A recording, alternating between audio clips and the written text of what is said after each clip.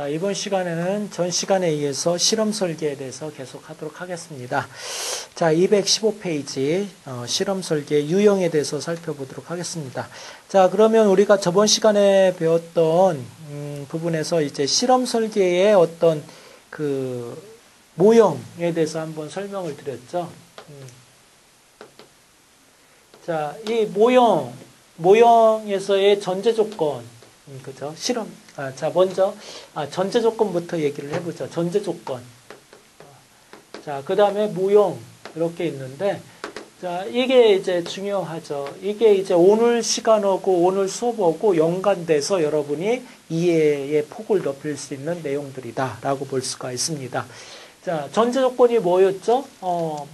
이 실험 설계가 되기 위해서는 일단은, 대상이 무작위하다. 그죠? 무작위할 이 필요하다. 그래서 실험 집단, 통제 집단 두 집단이 있는데, 그죠? 이렇게 모집단이 있는데,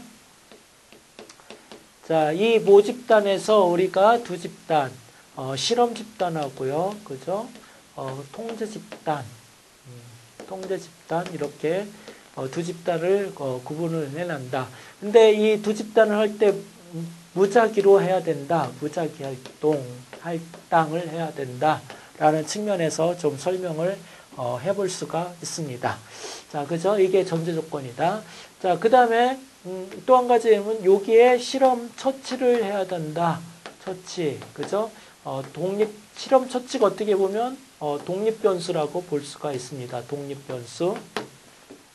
자, 그래서 이 결과라는 부분을 좀 얘기할 수가 있고요. 자, 그래서 이 부분을 우리가 이 부분에 이거랑 비교를 하려면 어떻게 해야 돼요? 검사를 해야죠. 그래서 이거를 사전 검사를 한다라는 측면, 그리고 이쪽에는 이제 사후 검사를 한다라는 측면, 그죠? 그래야 이제 두 개를 비교를 해가지고 이게 이거의 독립변수에 의한 변화구나라는 것들을 알 수가 있습니다. 그래서 여기 보면은 무작위가 있어야 된다. 무작위 할당을 해야 된다. 그리고 통제 집단과 비교 집단, 그 통제 집단이라는 부분이 있어야 된다라는 게 전제 조건이었고요. 그다음에 이 독립변수를 조작을 할 수가 있어야 된다. 그죠? 독립변수를 조작해야 된다. 독립변수를 명확하게 이 독립변수의 원인에 의해서만 이게 변화가 난다라는 것을 파악을 해야 할 수가 있다라는 측면을 알 수가 있습니다. 그리고 사전검사, 사후검사, 검사, 그죠? 자, 이런 측면에서 이 조건들이 맞아서 이런 모형들을 만들어서 우리가 연구를 해볼 수가 있습니다. 자, 이런 그 연구 방법에 의해서 이제 우리가 유형을 나눌 수가 있습니다. 그래서 이런 조건이, 네 가지 조건이 다 맞아야 우리가 실험 설계다라고 하는데, 자, 근데 이런 네 가지 조건 중에 이제 다 맞출 수는 없겠죠. 그래서 한두 가지가 빠진 경우를 우리가 이제 유사 실험이라고 하고, 또 이런 그 조건이 굉장히 많이, 더 많이 빠졌을 때는 이제 거의 실험 설계가 아니다라는 측면에서 비실험 설계다. 이런 식으로 얘기를 합니다. 자, 그런 측면에서 이 전제 조건이 주로 이제 통제 집단이 빠졌느냐 안 빠졌느냐에 따라서 이런 조건들이 이제 달라질 수 있는 것을 볼 수가 있습니다. 자, 그래서 우리 교재 216페이지 모두 펴시고요. 거기에 보시면 이제 개념 중에 하나가 순수 실험 설계가 있습니다. 이 순수 실험 설계는 우리가 다른 말로 진실험이다 라고 얘기를 합니다. 진실험. 순수 진실험. 자, 순수 실험 설계라는 거는 이 조건, 그죠? 실험 설계가 되기 위한 이 네 가지 조건이 어떻게 돼요? 모두 다 갖춰졌을 때 우리는 뭐라고 한다고요?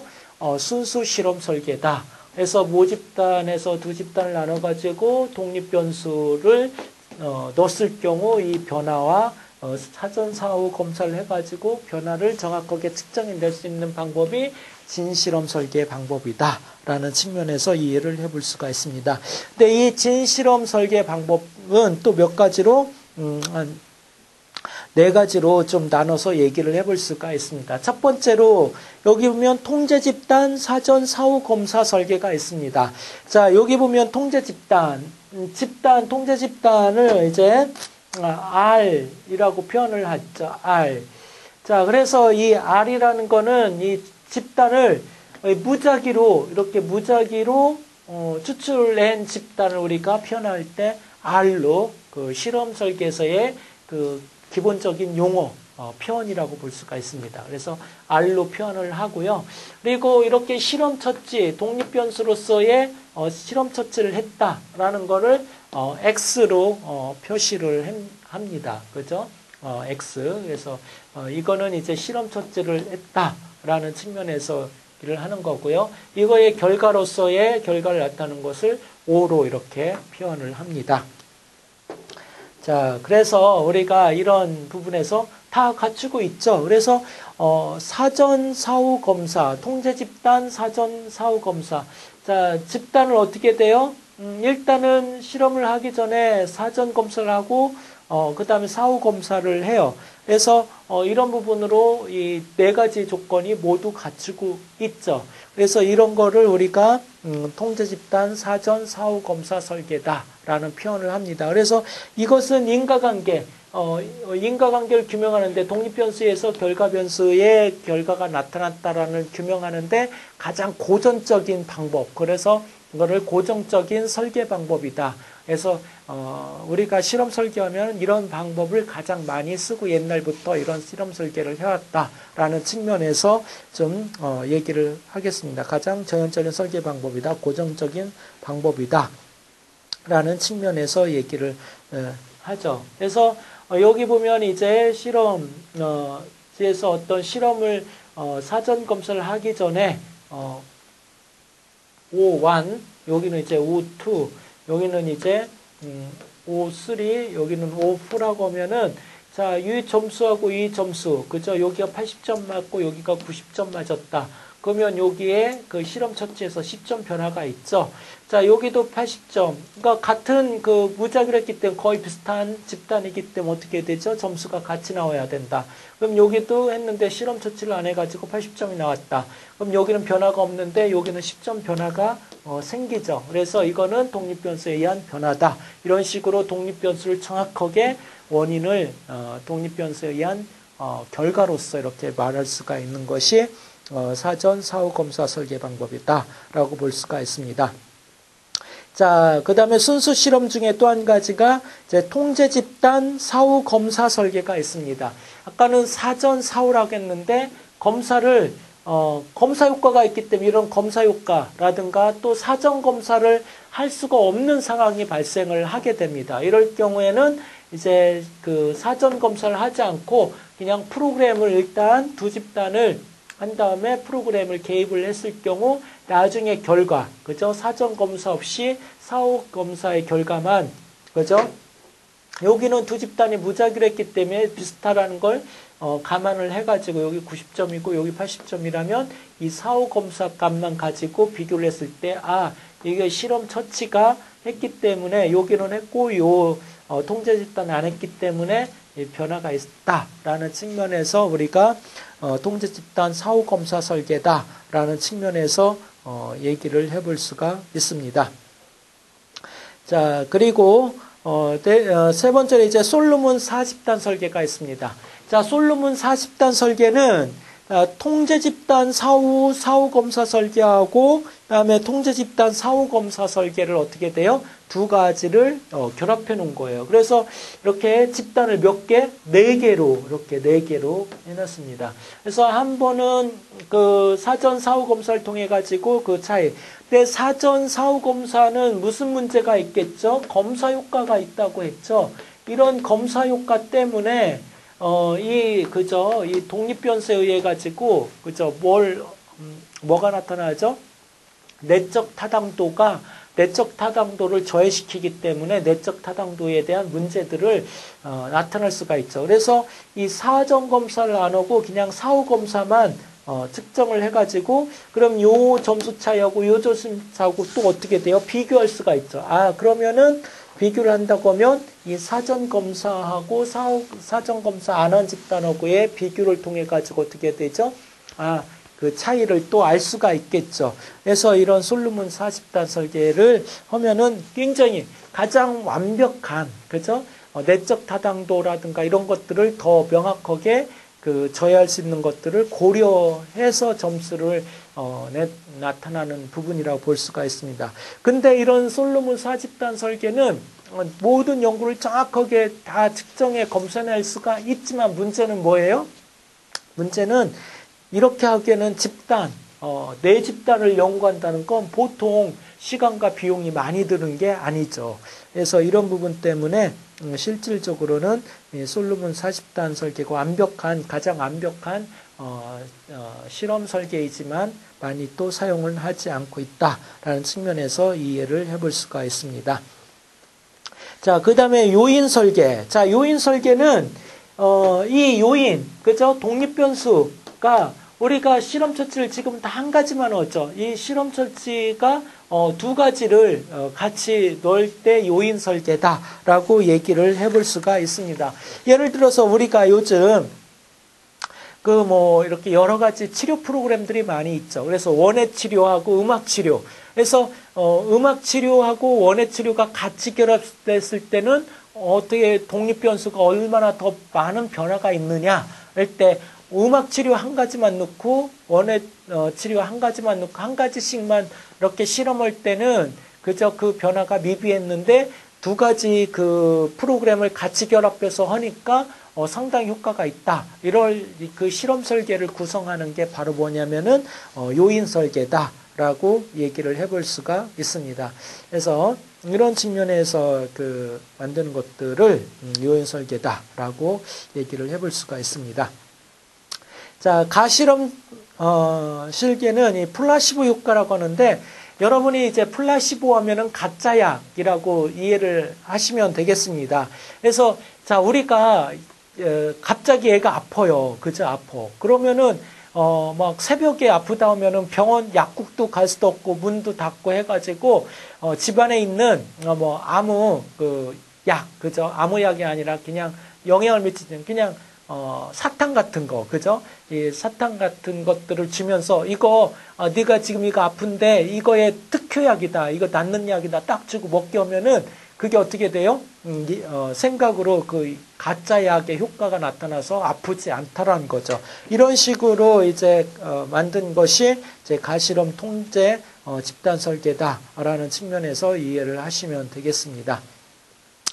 자, 이런 중요한 부분이 아니고요. 자, 여기 통제 집단 실험 사전 사후 설계, 통제 집단 사후 설계, 그 다음에 솔로몬 40단 설계, 요인 요 세 가지만 명확하게 한 가지는 요인 설계 요거를 정확하게 비교하시면은 알겠습니다. 그러니까 여기서도 시험이 뭐냐면은 순수 집단이 뭐냐, 순수 설계가 뭐냐, 이 조건을 갖추고 있는 게 순수 설계다. 순수 설계는 이 세 가지 부분을 좀 이해를 하시면 되겠고요. 자, 그 다음에 여기 보면 유사 실험 설계가 있습니다. 유사 실험 설계는 준이라고 했죠. 준 설계. 즉, 이 조건 중에 한 가지가 뭔가 부족해요. 뭐가 부족하냐? 특히 우리가 무작위로 실험 설계하고 통제 집단하고 어떻게 돼요? 구성을 해야 되는데 이 구성하기가 통제 집단, 비교 집단, 실험 집단은 꼭 있어야 되겠죠. 실험을 해야 되니까. 근데 비교할 통제 집단이 무작위로 이렇게 배분을 해야 되는데 두 집단을 만들기가 힘든 경우가 있어요.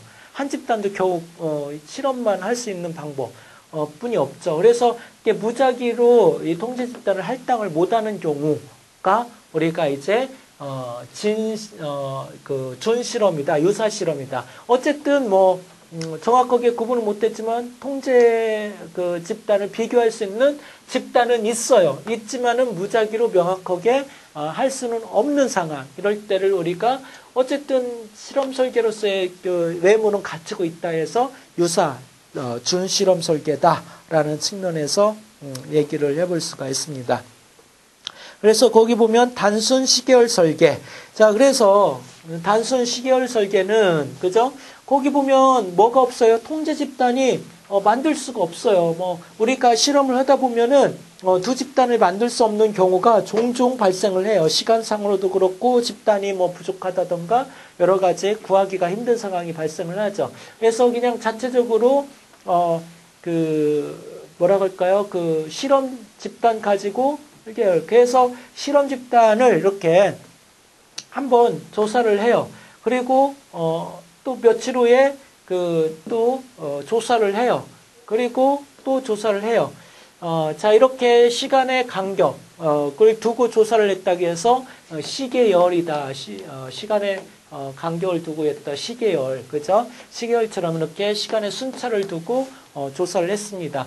그리고 조사를 했으면 여기 80점, 뭐 일주일 후에 했으니까 82점, 79점 뭐 이렇게 나오겠죠. 그래서 뭐 이렇게 점수의 변화들이 어떤 특별한 그 조치가 없고 그냥 조사하니까 영어 실력이 일주일 검사하고 한 달에 검사하고 뭐 특별한 저기가 없으면 비슷하게 나오겠죠.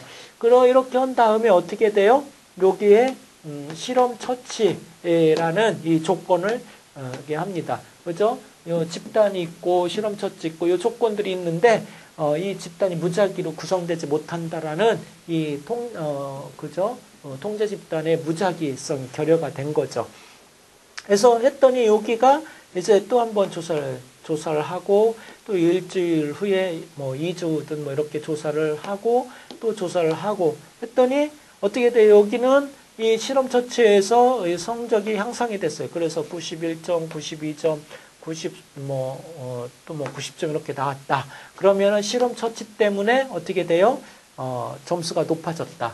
그래서 무작위로 그 통제 집단 없지만 어쨌든 이게 실험 집단이면서 통제 집단의 역할을 하는 이런 측면에서 우리가 얘기를 해볼 수가 있습니다. 그래서 단순 시계열 설계다. 이렇게 시간에 순차적으로 실험 처치를 했다라는 측면에서 얘기를 해볼 수가 있습니다. 예, 이건 어쨌든 검사 효과가 굉장히 많이 나타날 수 있는 이런 부분으로 나타날 수가 있습니다. 자, 그 다음에 이제 이런 부분이 좀 뭐다 해가지고 이제 단순인데, 그죠? 복수로 해요, 복수. 한 번 더 좀 명확하게 정말 이런 실험 처치에서 이게 나타났느냐라는 것을 하기 위해서 복수열로 합니다. 그래서 여기 이제 이 실험에 참여했던 사람들을 이쪽으로 새로 한번 이렇게 또 조사를 해요. 그래서 한번 조사하고 또 조사하고 또 조사하고 그랬더니 이 점수가 유지가 되겠죠. 뭐 90점, 뭐 92점, 90점. 근데 여기는 또 프로그램을 개입을 하지 않아요. 그래서 쭉 놔뒀다가 새로 한번 또 조사를 해요. 그랬더니 또 뭐 89점, 뭐 90점 이렇게 나타나면 이 변화가 여기서만 뭐에 의해서 실험 처치에서만 변화가 있다라는 거를 이제 정확하게 구해낼 수가 있겠죠. 이거를 복수 시계열 설계 방법이다라고 얘기를 해볼 수가 있습니다. 자, 그 다음에 이제 비동일 통제 집단 설계. 자, 이 비동일 통제 집단 설계는 자, 이 집단이 어떻게 돼요? 여기 갔다가 똑같은 부분으로 이제 조사가 되는데 이 비동일라면 이 집단을 두 개를 구성을 하는데 그죠? 이 집단이 그죠? 무작위로 이렇게 하는데 자, 여기다가 설명을 드리면 헷갈릴 수가 있겠네요. 그죠? 자, 우리가 모집단에서 이렇게 두 집단을 하는데 비동일 통제 집단은 이 모집단이 이렇게 하는 게 아니라 모집단 자체가 틀려요. 틀려 이렇게. 모집단이 하나 또 있고 모집단이 또 하나 있어요. 그래서 이쪽에 그 집단에서는 실험 집단을 거고 이쪽 집단에서는 여기서 이제 통제 집단, 비교하기 위해서 집단을 다른 모집단에서 이렇게 구분을 해냅니다. 그래서 이게 원래 무작위로 같은 모집단에서 나오야 이 집단과 이 집단 같다는 것을 볼 수가 있는데 집단이 틀린 거죠. 이런 경우도 많이 있습니다. 예를 들어서 A 병원에 특수한 그 환자를 대상으로 해가지고 임상 실험을 하려고 해요. 근데 이 특수한 그 실험 환자 대상이 5명뿐이 없어요. 그럼요, 통제 집단을 만들지 못하죠. 그래서 이 모집단이 이제 다른 병원에서 이와 같은 비슷한 병을 가진 집단들을 이렇게 비교를 해요. 그래서 이 집단에는 그 임상 실험을 하고 있지는 않았을 때 비교를 하죠. 그러면 모집단이 틀리죠. 근데 어쨌든 이런 측면으로 하는 게 비동일 통제 집단 설계 방법이다라는 측면에서 좀 얘기를 해볼 수가 있습니다.